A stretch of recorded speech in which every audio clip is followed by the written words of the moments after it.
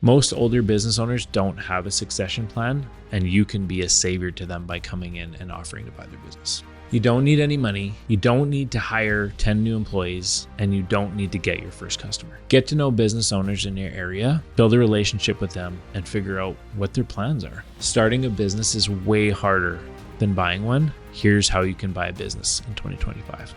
Welcome to the Built to Lead podcast. We've got a exciting topic for you today, something I've been working on and thinking about a lot in the last year, even specifically, but it was new to me before that, and I wasn't really sure how to tackle this, but then when I got into it, I realized what a powerful thing it is to really utilize this information and do something about it. And so today we're going to talk about acquisitions.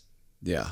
Well, you have to have been thinking about it for more than a year, because it's been 2 years now. And honestly, though, well, no, it hasn't. The first acquisition was a year ago. Was a year? Well, I guess it's a little more than a year ago. Yeah. But like, honestly, I wasn't thinking about it much before that. Oh, okay. And I was so focused on building our businesses and building vertical businesses, and everything in my mind had to start from scratch. Right. Like I had to start from the beginning. I wanted it my way. It had to be just as specific, and I had to put it together block by block. And it was the only way I could even think about building a business. Mm-hmm. Right. And so in being enlightened by many of the online gurus, we'll call them, of the world, and just reading books and seeing how other people did business, trying to open my mindset to thinking about how people who do things on a higher level than I think do things. And it was very enlightening to me. So I'm going to break it down. I wouldn't have liked to have taught on it until I had executed on this a few times. And that's where we're at now, where we've done 2 acquisitions in the last 18 months, and we've got 2 or 3 more on the horizon right now. And so I've kind of learned my way through it through a couple of times of execution. And I've taken my my lumps in the areas where it's like, oh, wow, I didn't see that coming. And I'm sure I'll learn more things, but I feel like I know enough about it now to really point some of our listeners to that direction and help them find their own way of utilizing this information, right? It is funny. It has come up a lot lately with people I know or friends that I have that are, stuck in their 9 to 5, or they have that entrepreneurial drive and they're looking for an opportunity. They want to do something. They want to start a business, but they just don't know where to start. They don't know what to do. They've worked at a job, put in 5 or 10 years learning a skill set or whatever, but they don't know how to start. And I find myself pointing them towards finding an acquisition opportunity. Right. And I think like now, especially, and the reason, I guess the question I want to answer is, why would you do an acquisition instead of a startup? And I think that's the key piece here to start this off, is like, why would I even consider it? Why didn't I consider it initially? Right. And so when you start looking into some of the data and the statistics, it's like, okay, startup businesses fail. And I've heard statistics all over the place on this. I did a little research before this. Most of the time you hear 80% of businesses fail in the first 5 years, and then 80% of the remaining ones fail in the next 5 years, and that only leaves 4% of businesses. Okay, well, if we go digging a little deeper, it's more like 2/3 or 65, 66% fail in the first 10 years. Now you can change statistics to make them whatever you want, but either way, 65 to 80% or 96% is a staggering statistic. Yeah, that's crazy. Like, what are the chances that you're going to be the one that makes it with your startup? It's not a good chance. Like 2/3 is the good side of that number. 2/3 fail. 1 out of 3 makes it. And so, that gives a lot of people pause and has scared a lot of people away from entrepreneurship in the last, forever. Yeah. Right. It's a scary thing. And a lot of business owners, you see them and they work and work and work and work, and it ends in disaster. Mm-hmm. Right. And so obviously we don't want to do that. Yeah. Right. So this is where when you look at acquisitions, especially if you're going to acquire a business that's like 5 to 10 years old, usually you're not buying a 1-year-old business or a 2-year-old business, because there's not much there to buy anyway. If a business is under 10 years old, like, it's often not established enough to consider selling, or not worth a whole lot to sell. So if you're buying a business, let's call it 10 years or older, we're talking more like an 80% plus success rate of those. They have a proven process. They have gone over a lot of the hurdles that the other businesses make, and they've made their way through. And so their chances of survival now are 3/4 and above, right? So what statistics would you like to be a part of? Yeah, exactly. Right? Do you want to be a startup that has a 2 to 3/4 failure rate, 65 to 96%? Or do you want to be buying a business that has an 80% plus success rate? Like that seems like a no-brainer. If I'm not a gambling man, but that seems like the odds that I want to go with. And so when you start thinking about things in that perspective, you go, okay, well, maybe I do need to start looking at an acquisition as a real option, right? And that's only one reason why it's a good idea. Other reasons are that out in the world right now, and I didn't get the exact statistics, but there are however many millions of businesses available right now. My experience in doing acquisitions is that a vast majority of those businesses are owned by 55 to 75-year-old people. Yeah. Right? The owners of these businesses, the people that have built them, are the boomers of our society, right? They've worked hard, they've gone through a lot of challenges, and they've done great things. But they're older now. They've made their money in a lot of cases, or they're ready to be done, but they don't have a succession plan. Their kids aren't interested or aren't capable of taking over the business, or they're just simply looking at it like, well, I guess I might just have to shut this down and sell what's left of the assets and wind it up and retire. Right? They don't have an option for retirement, and in a lot of cases, they have their business is like their child, or like it's part of their identity, and for them to shut it down is just a horrible idea to them. Their employees that they love and care about are going to lose their jobs.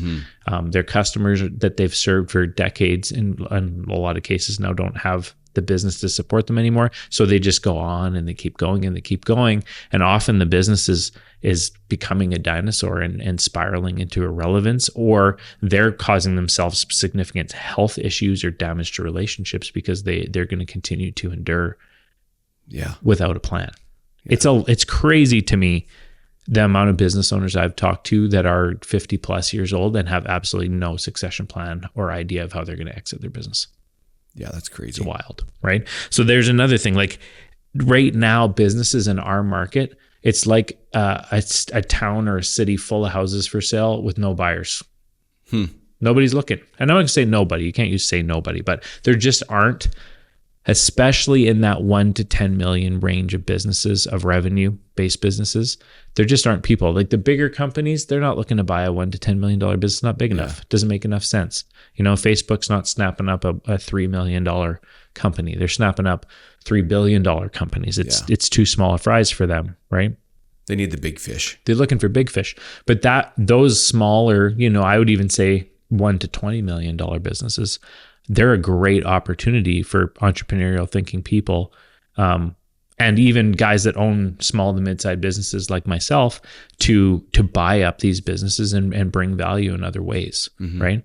And so reasons that we would potentially want to buy a business, like one is that you want to do a startup or you want to get an idea, but you'd rather buy something that's established, potentially cash flowing, and start out with like a leg up so that the next 10 years of your entrepreneurial career can be building that business and growing it, rather than trying to just get something out of the ground the first 10 years getting that you're off in the the ground. business. Yeah, like it's just so much energy and so much risk in that first 10 years. And so it's a cheat code to just skip that. You can buy your way in, right? Yeah. Another piece is like if you're someone like me already has, some key a business or multiple businesses, you can buy up vertical options or diversifications of what you do. You have experience, you have buying power, you have value add that you can bring to a business with your experience, and you can snap up some of these other businesses. In our case, we bought a car hauling company and we bought a oversized hauling company, as well as a brokerage firm.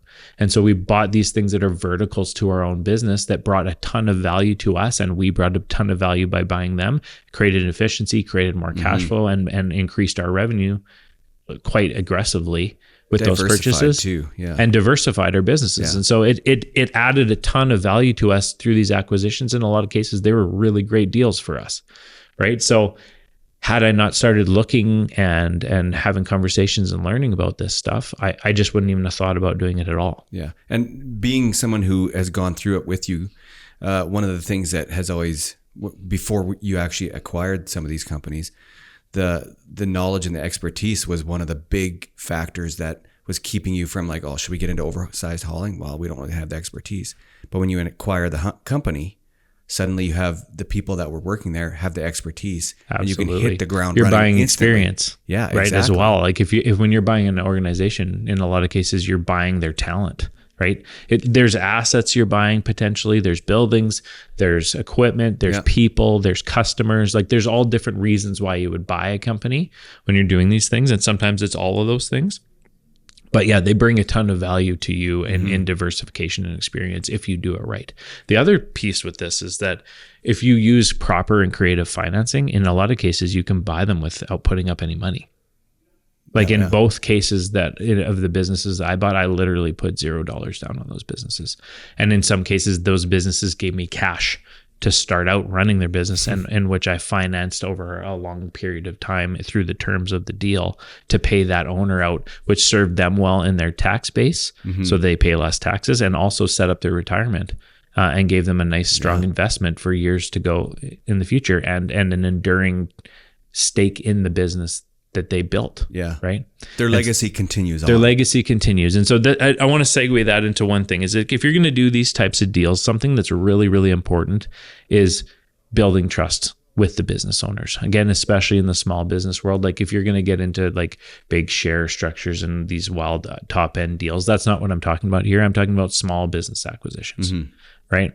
And in those cases, the owners often and most times heavily involved in the business still, and their identity is tied up in their business. And then for them to want to sell it to you or do a deal with you, especially with creative financing or vendor financing, you need to build a relationship and trust and a reputation with that person. And that starts with you just having a reputation before you go in, that people know you and you have good relationships and people would vouch for you and say, hey, that's a good guy. A lot of the deals that have come our way, whether we've taken them or not, have come our way because of our reputation, because people know that we have strong culture and strong leadership, and they could see us taking on their company and making it better and improving upon it and caring for their people. Well, that's why they reached out and said, hey, would you be interested in buying our company, because we think you guys would be a good fit for taking it over, and that I trust you as the leader would take care of my people and take care of my customers and do it honorably and with integrity and all those types of things. And so in many of the cases, I've just started building networks of friends with other business owners, reaching out to people and having a coffee or a lunch. And I'm not even talking about buying their business. I'm just getting to know them. But maybe that's going to be on the table in the next 1 year to 10 years, who knows? But if I know these people and I'm well known in the network of businesses of my own industry, it creates a lot of value and a lot of opportunity for these sorts of things. So that's why. Why would we consider an acquisition? There's a lot of good reasons. One, the failure rate of a startup versus the failure rate of an existing strong business. Two, the fact that you can scale and move a lot faster. And moving in, and three, potentially starting a business without putting any money down. That's almost impossible even with a startup, right? And so obviously I'm not going to super get deep into like terms and evaluation, that kind of thing. I'll talk a little bit about it. I can give that information in a lot more depth on an individual basis or in future conversations or shorts or whatever.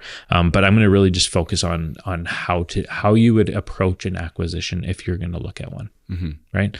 So when we get into acquisitions, I've kind of broken it down into three pieces, mostly because I think a lot of people think you just need to make a deal and then you figure it out from there. And I think that's only one part of the actual acquisition from start to finish. And if you think about all three pieces of this from the very beginning, your success rate is going to be much higher, because there's a lot more to taking over a business and acquiring a business and making a deal than just, does this work financially? Right. So first of all, there's the deal. And the deal is this company viable? Because there's a lot of derelict companies out there. I've seen a lot of them. I've seen the books of a lot of these companies, and you look at them and you go, how the heck are you even still in business? This is miraculous that you're still even here. And I have no interest in the disaster that I have just put eyes on. Right. And so you have to consider the viability of the business, right? What is it that they do? Who are their customers? Do they follow the basic rules of business? Do they have For example, there's a scenario where there's a business where one customer is 60 or 70% of their gross revenue and they have a few other customers. Well, that business is a pretty risky business, because if that one customer decides to drop them as a service provider, you don't even have a business. So do they have a diverse customer base? What is the structure of how their company is built as far as their people? Like, what people do they have? Is there talent there? Is the culture a good fit for you, for the company that you work with? Can you see yourself working with the people that work there? Is their leadership strong?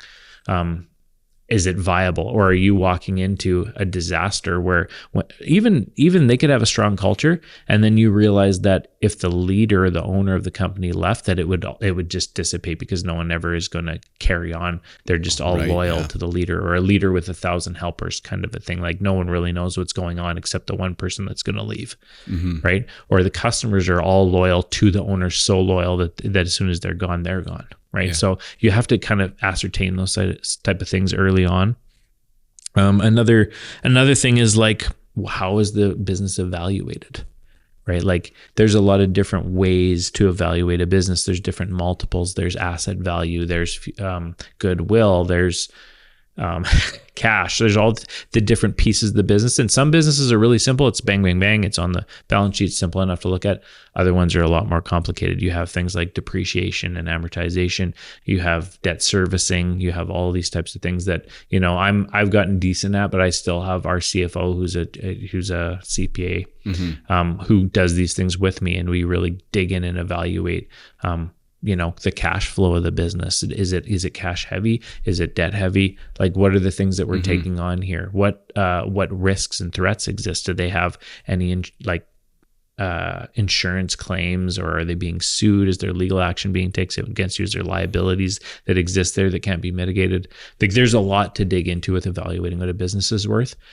In my world, I'm thinking you're talking between a 1 and 5 multiple of profit. I don't like to talk EBITDA, which is equity before interest, tax, and amortization. So that's a fancy word that bankers and business owners like to talk about, that just really doesn't take into account the real cost of running a business. There's a place for it, but I find in small business it's not really that helpful to look at EBITDA. I look at net profit.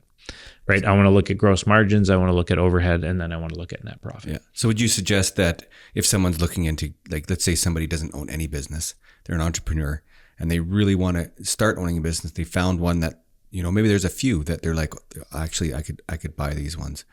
Would you suggest that they get like a CFO, like an accountant to come in and go over the numbers with them? Absolutely. They need some advice from somebody who knows what they're talking about. You can go to an accountant. You can go to, like, that's the obvious answer, is to find an accountant that you're going to work with going forward that can operate with you on it. Another thing is, if you have a friend who's an entrepreneur that's got a pretty good handle on how that works, you can do it. Often, like, business people who sell businesses, realtors or business selling people, will have pretty good experience with that kind of thing. But you're going to want to get a decent amount of advice from a variety of different perspectives.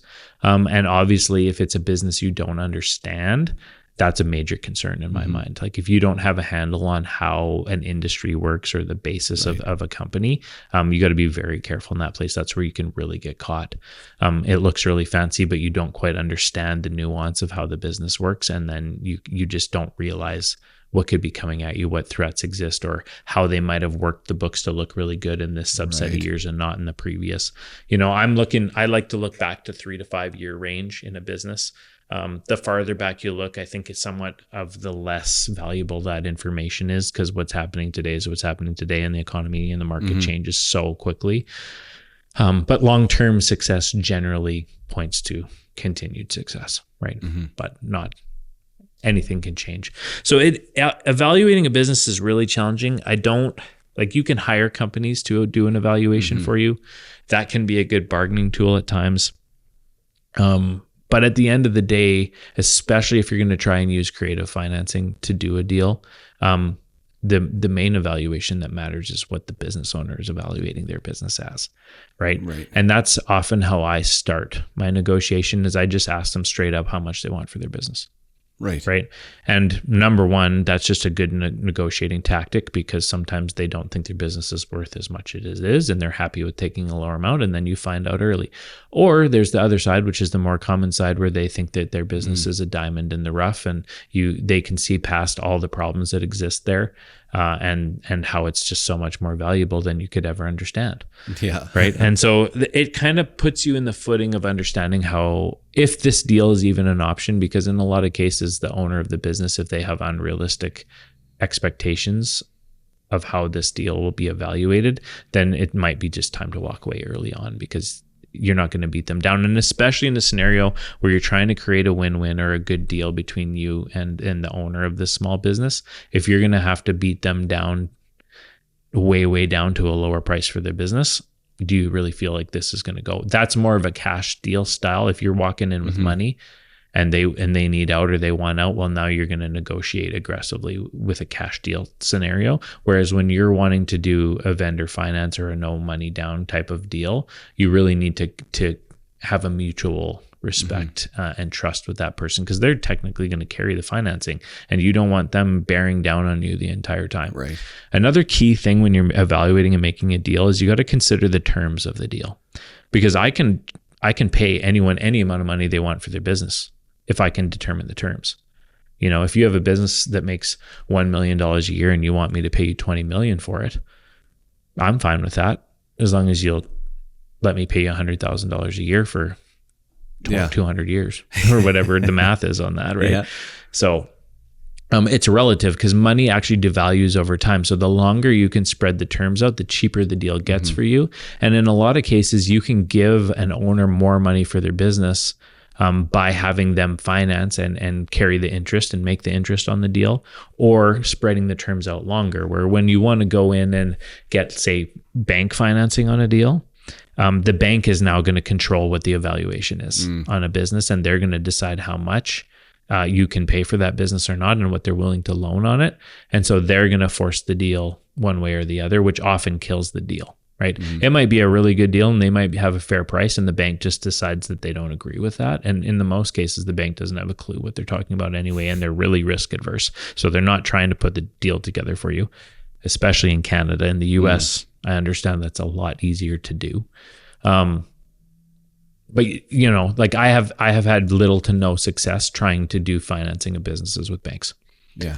And so, you know, especially a small time guy who's trying to buy a business, or a guy who wants to buy many businesses, where the bank is going to get confused and they're not going to like how fast you're moving, and they're going to question you at every turn. If you can make a deal with the actual owner of the business for vendor financing, it's going to be a way stronger way to move forward and have both people be more happy. Yeah. Right. Well, and you know, going back to what you said earlier about relationships, and if you're in a good relationship with the person that you're negotiating with, you're not going to want to bash their head and knock them down super hard, because that's going to ruin the relationship, right? No, it's not who I am as a person either. Like I'm looking to create a win-win with another business owner where they're walking away happy, and it's a blessing to them ultimately that we did this deal. Yeah. Right. Absolutely. And that's going to make the deal last and go better. You need that business owner on your side to help you keep the employees happy when things change, to help customers migrate healthy and effectively. Often you're going to need them to help you run or transition the business for 3 or 6 months or a year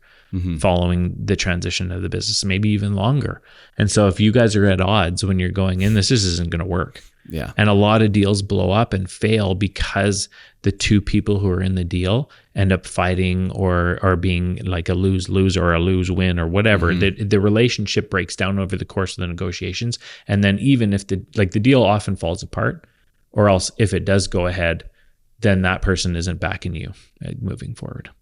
This is another great thing about vendor financing, is that owner of that business has a significant stake in your success. They want to see you succeed because you literally owe them money, right? And so that adds another level of depth to their thinking and supporting you in the future of the business, right? So that is the evaluation piece and a big piece of the deal. Building trust. I will say this day in and day out. If that verbal / handshake deal that you make with that other owner isn't good from the beginning, and you don't both trust each other enough to basically do that deal off that handshake, you might as well quit right now. Because once you get accountants involved, once you get lawyers involved, and the sooner and more you involve them, the likelihood of the deal goes down significantly. Because as good as your accountant or your lawyer might be, they are not incentivized for this deal to go through. They're incentivized for the negotiations to last as long as possible and be as complicated as possible, because that's how they get their billables.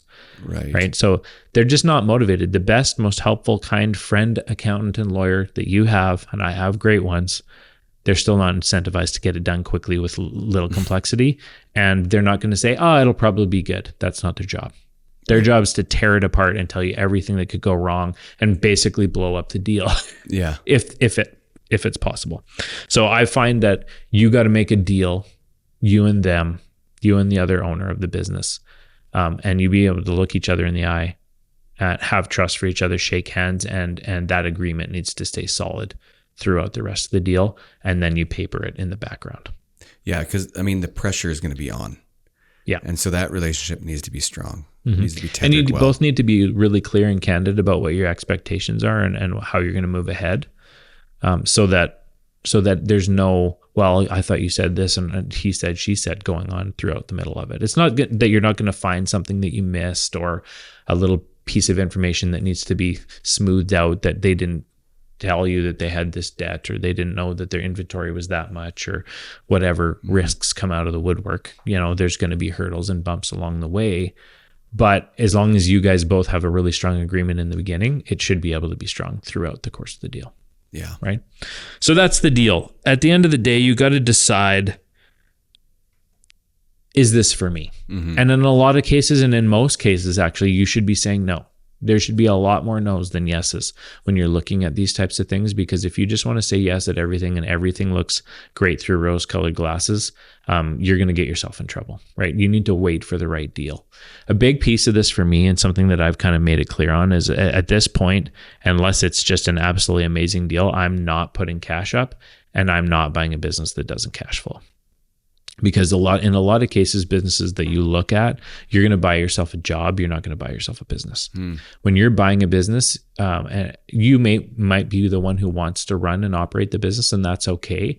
But if you're buying a business that can't operate without you and can't afford to operate without you, you're just buying a job. And you shouldn't buy a job. You can get a job. Like a business, you could buy someone's assets and take that over if you see a future for it, but you shouldn't be giving goodwill money to a business that you have to operate yourself, and the only profit that exists in it is the profit that is going to pay your wage, right? You should be able to look at a business, hire someone to operate it, pay them, and take a profit after. And that's what I mean by a cash flowing business, is at the end of the day, you should be looking at that and going, okay, after I pay everything, and when the rubber meets the road, I should be able to make the payment to the owner of this business and still have enough money left over to make a small or decent profit. Big if you can make a good deal. Yeah. But if you have to make the business payment to the owner of the business and it's more than you're going to have left over at the end of every month, that's not a good deal. No. Right? So that's the deal. Like, there's a lot of more to any deal. In my case, if I'm looking at another trucking company, I'm going to consider, hey, how much can I save them on insurance? How much can I save them on fuel? How much can I save them in operational efficiency? How much value can I bring to their maintenance costs? And then I'll consider all these things and to go, okay, my value add is going to save this company $300,000 to $500,000 a year, which increases the value of the company to me. I'm not going to pay them for that, but I'm going to consider that in the deal to go, okay, well, even if this is a break-even deal, I know once I own it, I'm going to make this extra money to cash flow it after the fact. And so I can still make a deal like this, right? And can I grow it? Like, ultimately, when you're buying a company, what you want to be able to do, and if you're buying a company and it's strong and it cash flows, that's a good deal. But what you really want to do is buy a company for $1 or $2 or $3 or $1 million or whatever, and you want to increase that value of that company to $5 or $7 or $10 or $20 million, because that's in the background where you make the most money in business. This is where you make the business worth more value in the background. Right. And then you can potentially exit it for more and walk away with that profit. Yeah, that'd be great. Right. So there's a lot of different reasons why. There's a lot of things you need to know. Another thing with negotiating is knowing what the owner wants. Right. Every deal I've went to, the owner has wanted something different, and figuring that out through the course of getting to know that owner is a pretty key negotiating factor. Right. If this deal is is everything financially for their retirement, and they have to make a really good deal on this, or else their retirement's screwed up, well, they're going to negotiate really hard on price, right? So you might want to go after terms on that negotiation and give them a little more for what they want, but spread it out longer, right? Or they may not care at all. They might have been taking tons of money out of this business and they're set for life, and they couldn't give two craps about how much you pay for it. They just want to trust that you're going to take care of their people and take care of their business and honor what they built. And they just want you to respect and love what they built and do something good with it so it endures. Well, that's a completely different negotiation, right? Now you need to go in saying, hey, this is how we're going to keep your legacy strong. Some businesses want you to not use the name of the business once you take it over. Other businesses want you to keep the name of the business once you take it over, right? So like, it's really important to find out what the current owner wants, right? What is their priority? What is the main thing that they want out of this deal, so that you can formulate a win for them, whether it be financial, emotional, physical. Maybe they just need to get out right now and they can't help you at all. And the biggest piece of this deal is that they just need it to happen quickly and they need to get gone. Maybe they have health issues, right? And they're going, hey, I might only have 2 or 3 years left here. I'm not going to spend it running this business. And so it's about speed, right? Maybe it's about going slow. Maybe it's about their personal relationship and wanting to be able to come and stop in on the business in the future and still hang out and have coffee with their friends. Like, there's so many different angles to come at it, but what you ultimately need to know is, what do they want and how do I fulfill those wants but still make a good deal? Right? So that's the deal piece of this. So we're going to work through all those types of different things and try and come up with a deal that works and makes sense financially, and works and makes sense for between me and the other owners, so that we can execute, and hopefully works and makes sense in the terms and conditions of the deal that you make, so that you can walk in there in a really good situation when you go in. And if you've been building the relationship, as you said earlier, like a lot of those questions, you might already have an inkling as to what it is, and it just smooths everything over. It makes a lot of the parts run a little bit easier. For sure. And like that, there's a lot in what we just talked about. There's a lot there. Like, you probably need to go back and re-listen to that a time or two and take notes on that. Because again, in the 3 to 5 deals that I've went through already, it was different every time. Right. And so there's a lot more probably even to that, but I think that's the basis of a good perspective on what you need to get figured out before you enter into the next steps of any sort of a deal. Right. So you've built a couple businesses, and now you've acquired a couple businesses. Which one would you say is harder? Oh, it's way harder to build. This is no question at all. Like, thinking through it now, I'm like, starting a new business is so much of a turnoff to me at this point. And then again, not that I would never do it again, but like the speed of execution and the speed of scale and the pace that you can go out with an acquisition, and the less risk that exists in doing it that way. Yeah, it's a no-brainer for me from that perspective, right? There's still organic growth. All of our companies are still organically growing inside, but there's like the ability to diversify, bring in talent, and expand in large chunks. Like, you can double your revenue easily in a year when you're doing an acquisition, whereas to double your revenue in your business just on pure organic sales is a pretty crazy challenge to do. Not impossible. Depends what kind of business you're in. But I was thinking about this morning. I'm going, okay, well, if we started out at, say, when I started, we were at $1 or $2 million in revenue, and let's say we're around 60-ish this year. That's a 30 times multiplier in about 20 years, right? I'm going, okay, so if you're at 60 now, can I 30 times multiply that in the next 20 years again? In the same way, with the same style that I did before? I don't think so. Right? Like, I couldn't see my way through that easily. I'd have to think about it. I'm going to think more deeply about it, obviously, but I can see my way through that in the variety of acquisitions, right? You can just move so much faster. Yeah. It just makes sense. Yeah. For sure. So that's the deal. You got to figure out whether this is viable, whether this is a thing you can do. And if you can't get that thing figured out, then obviously you're going to have to walk away. But before you actually make the deal, we got to think about the other 2 steps of this process, right? So while you're negotiating and learning and building a relationship with this owner and learning their business and spending some time in it, and around it and getting to know those things, the other pieces are what you got to be putting together and thinking about in the background. right? And this is the piece that I think a lot of people, when they think about acquisition, they totally miss these next two steps. And that's where, in a lot of cases, you could fail or misstep massively, right? Or cause yourself a lot of heartache and pain. So the next step I call the logistics. Okay, there's a logistics piece to a takeover of any business. It's not like you just walk in on one day and then all of a sudden you're running a business and you know what's going on. Every business is very unique. And the reason the business runs the way it does is very specific. And when owners are involved in the day-to-day of the business, like in a lot of cases, a husband and a wife are both involved in a business, or the friends of the family are in the business, or the kids are involved in the business. And so the way that the business is structured is a very nuanced and unique thing. The leadership style and the culture of that business is everything for why it exists.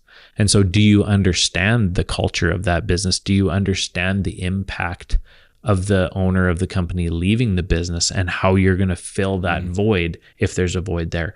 Or if there is a culture problem, or let's say a leader is a leader with 1,000 helpers scenario where the void is going to be massive, how are you going to transition the following that exists there, or raise up new leaders within the organization to take on the new weight of the company? How are they going to deal with the change? In the cases of the two companies we bought, they'd done exactly the same thing for 10 years and they hadn't grown or changed basically. In that period, they've stayed the same. Everything's the same. They didn't change the phone system. They didn't get better internet. They didn't get new software. They didn't get a new marketing strategy. They just steady as she goes, and they're harvesting their business, right? Yeah. And so when you come in with your new vibrant young entrepreneur aspect, like you're going to be very, very disruptive. Yeah.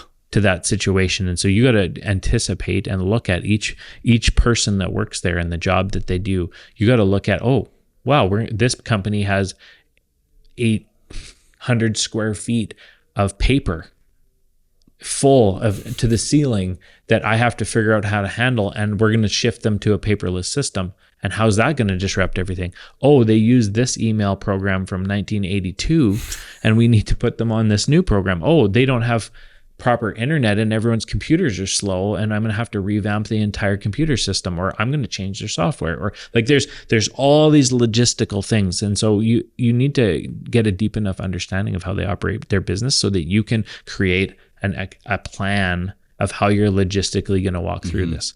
You also need to make a plan for how long do I need the current owners and leaders of the companies to stick around for? Like, how long is it going to take to do these transitions? How long is it going to take to stabilize the company after we get in there, right?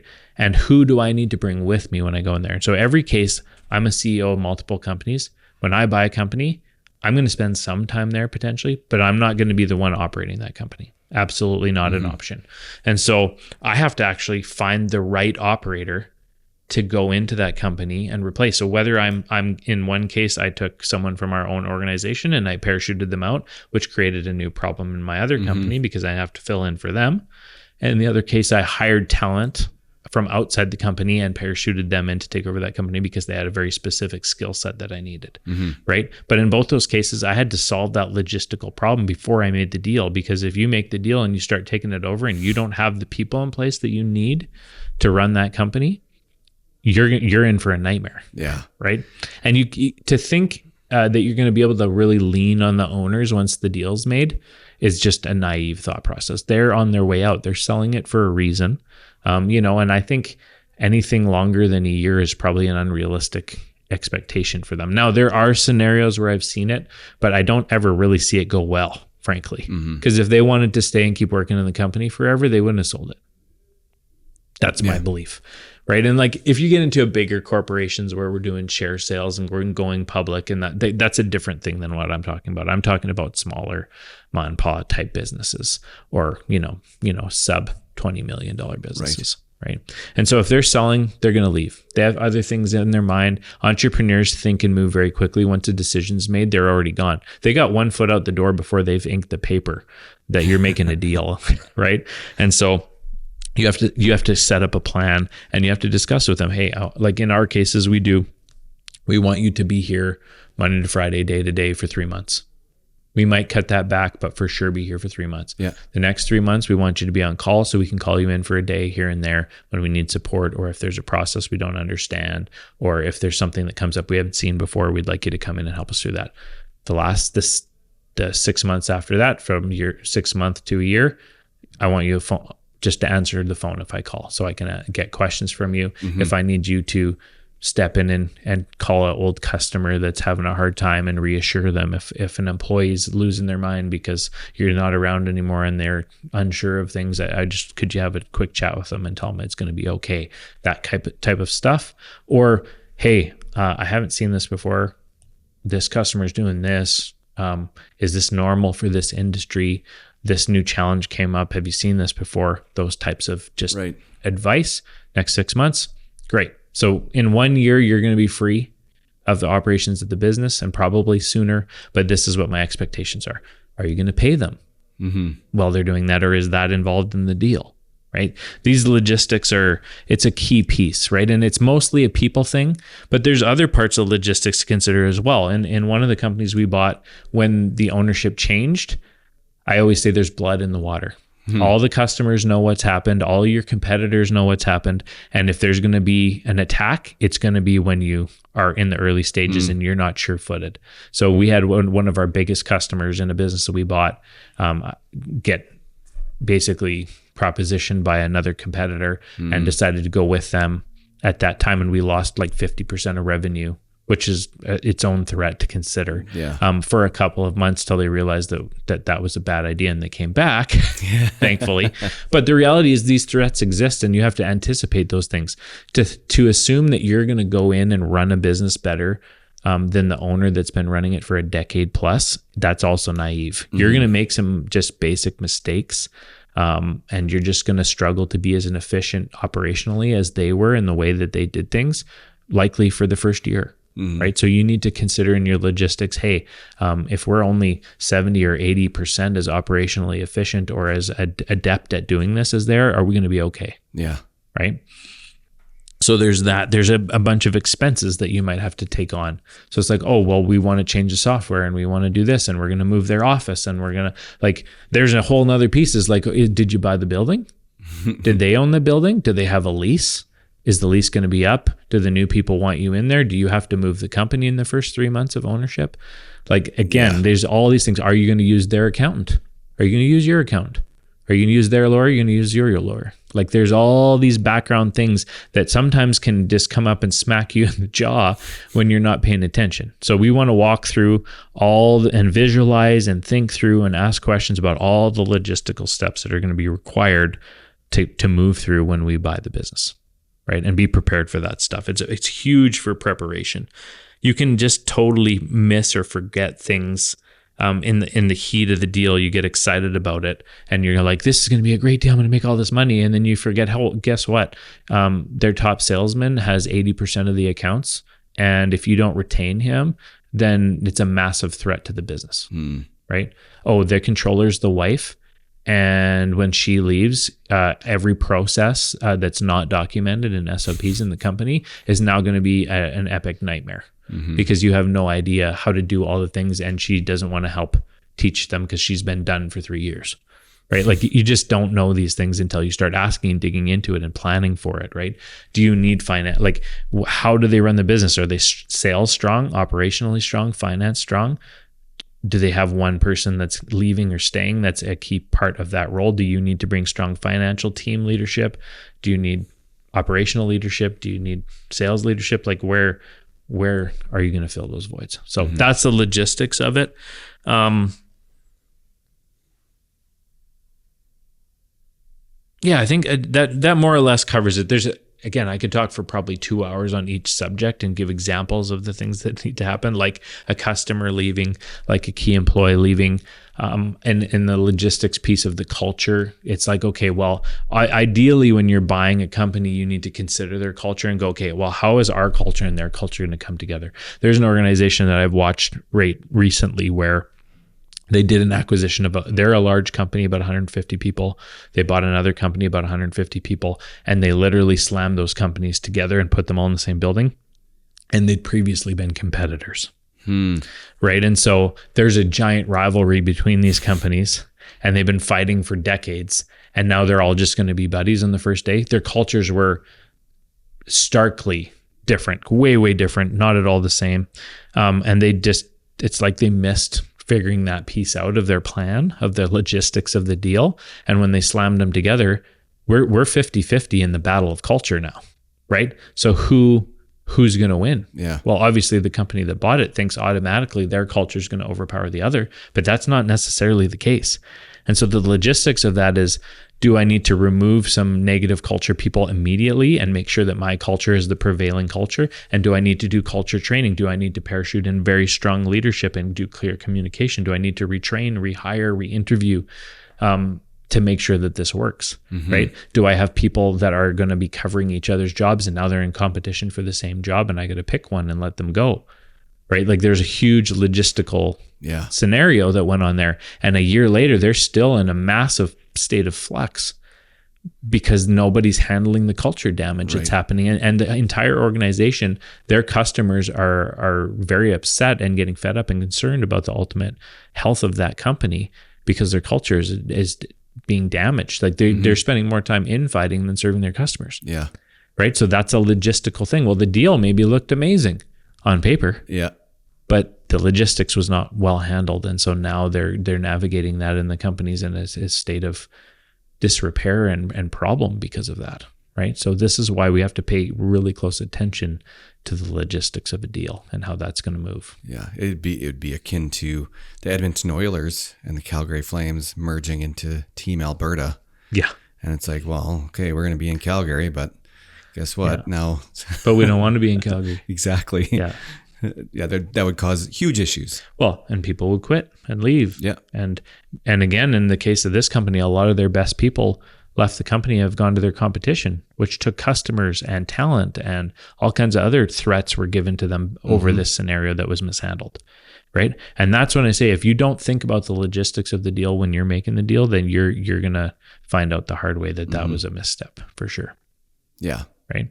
So that's step 2 is logistics. So we got the deal, 1, 2, logistics. Number 3 is execution.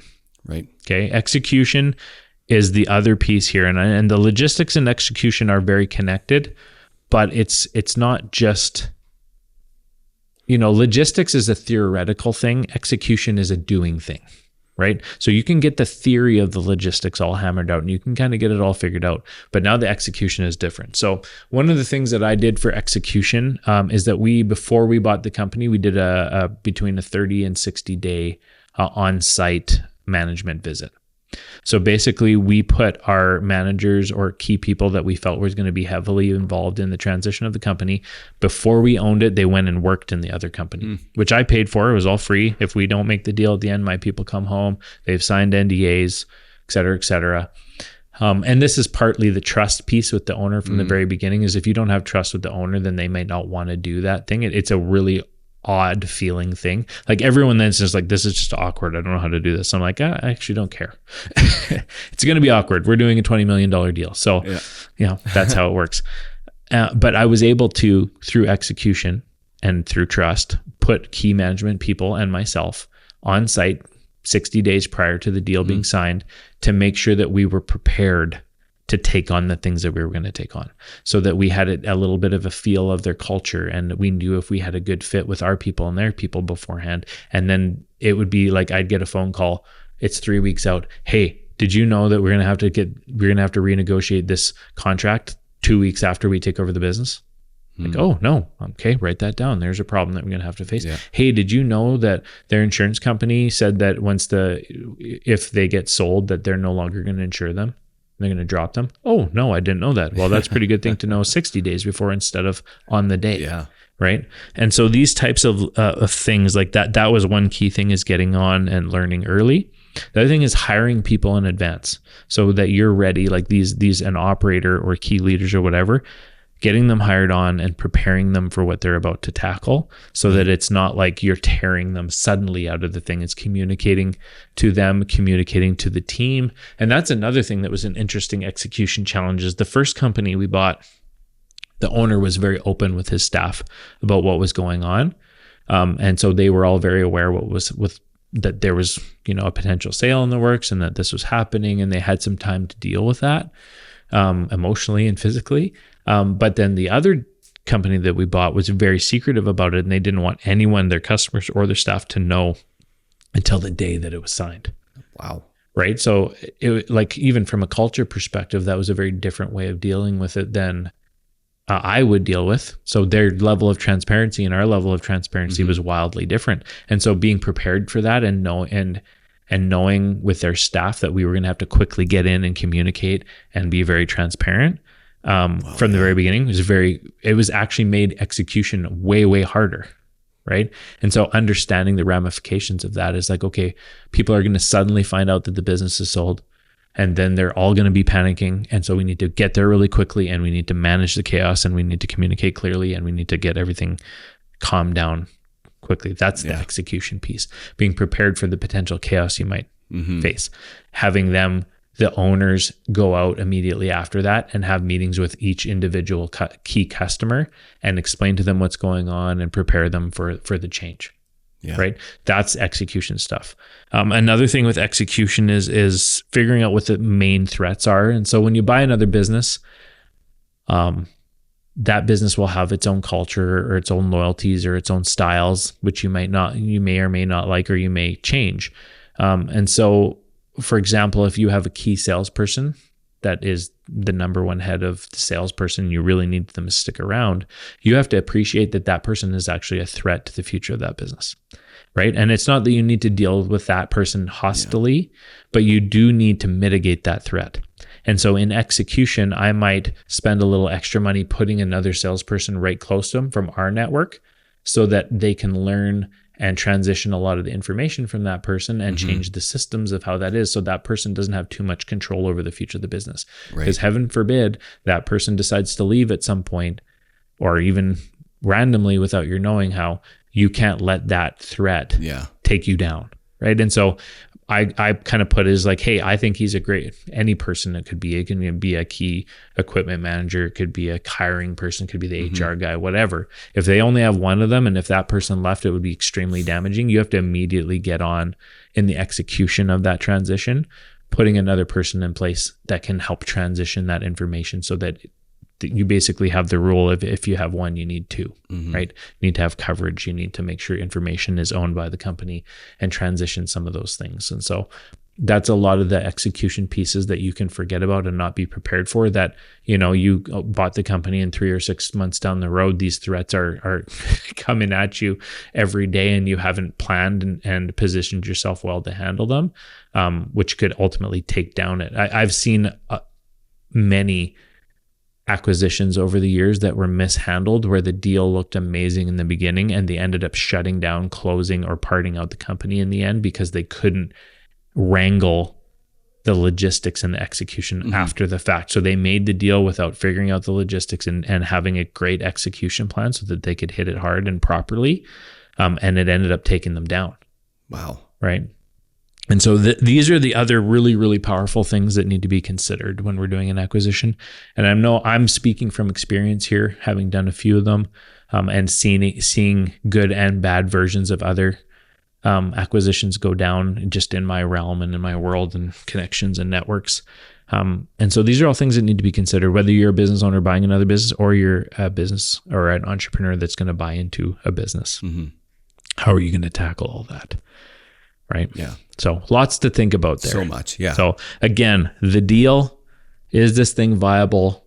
Can we make a deal with the owner? Can I build trust? And can we actually get to the finish line on the deal? Yeah. Okay. I think that's going to be good. Great on. Let's move on to the logistics too. Logistics. Do I have the right experience to do this? Do I have the right people on my team? Do I have the right support to do this? Have I considered all the ramifications of the things that are going to need to change or adjust? The physical location of the building, of where they are, how many people are in the organization, customer retention, employee retention, all these types of things, right? And lastly, can I execute? And what's the plan day by day? First week, second week, 30 days, 60 days, 90 days to a year. what is your execution plan to make sure that you walk it out well and are prepared for every possible threat that could potentially come your way in the early days of an acquisition. Yeah. So you'd probably do a lot of like visualization, just kind of like sit back, visualize yourself in the new company, working with those people, going through all the motions. Yeah. And then just identifying sparks that'd be like, oh, that's, I gotta deal with that. Yeah. You got to spend a lot of time thinking it through, a lot of time getting your head in the game, a lot of time getting to know the people and the business that you're looking at. Going in blind is not something that I would do or recommend doing. You have to be a pretty rock star guy to pull that off and do it well going in blind. Yeah, there's a lot to it. And I would never, ever recommend rushing into something like this. Obviously, urgency is typically important. The longer the period between the start of the conversations and the deal being done, the more chances of it failing. So you can't just dilly-dally and think about it and then go back and forth and change your mind. Like you got to figure out what you're doing and give it a yes or no and then move. But I also don't think it's wise to rush. I pushed my first deal pretty hard from the time we talked about it till we were on site was only like 2 months. And I made some pretty significant mistakes. It cost me a lot of money, and I learned some lessons the hard way on that first one. The second one, we took our time a little bit more. We made sure we were prepared, and we had the logistics and the execution a lot more nailed down and thought out, and it went a lot smoother and a lot better. Right. And I think if we did it again, it would be even better again. And in some of the cases where we said no to deals, part of the reason we said no was the logistics didn't work. The deal could have worked, but the logistics wasn't good, and I knew I couldn't execute. We'd pushed our management team and our leadership to the kind of the end through 2 other acquisitions in a year. And that really pointed to the fact that we would have overloaded our team logistically to take over another company in that period. And so we pulled out mostly because of logistics. Right. There's also economic factors. We're going through a potential trade war right now. There's uncertainty in the market. You got to consider the effects on yourself and on their business and how that, could potentially be a threat as well.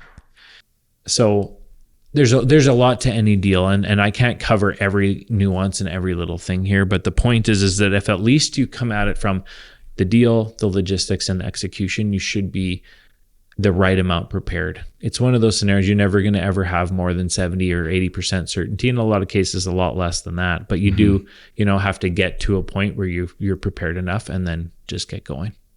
Yeah. Cool. So yeah, in conclusion, what I'm trying to get through with this podcast and the value I'm trying to deliver to you guys is, have you considered an acquisition? Is it the right move for you? Would it potentially give you a better or a higher chance of a positive outcome with the future? Have you even thought about it at all? In my case, I hadn't thought about it at all in the early days of my entrepreneurial journey. I always thought, well, you have to come up with this magical idea or invent some crazy thing, and this is how you're going to become an entrepreneur. But there's more than one way to come at this. And especially with the realities of how many businesses are out there with older owners that don't have succession plans, the opportunity is ripe. It's an amazing opportunity for young people who want to get into business to buy up existing businesses and carry them on. And the success rate is much higher, right? Yeah, you could be making a lot more money and doing a lot more with a business that you acquire oftentimes than one that you might start up. Absolutely. So I just want you guys to consider it and think about if it's the right thing for you. And if it is, and if you'd like some advice on it, feel free to reach out to us. I love chatting about this sort of thing. It's something that I really enjoy hashing out with people. And I have advised a lot of people I know in my own network on these types of ideas. And so, it's something that I love to do. So again, thank you for listening today. We appreciate your time and energy. And we also appreciate your subscriptions onto our YouTube page, liking our podcasts online, sharing our clips and our stuff with everybody. The more we get out there, the more people we can impact, and the more we can expand spreading value everywhere. Absolutely. So thanks for joining us. Have a wonderful week.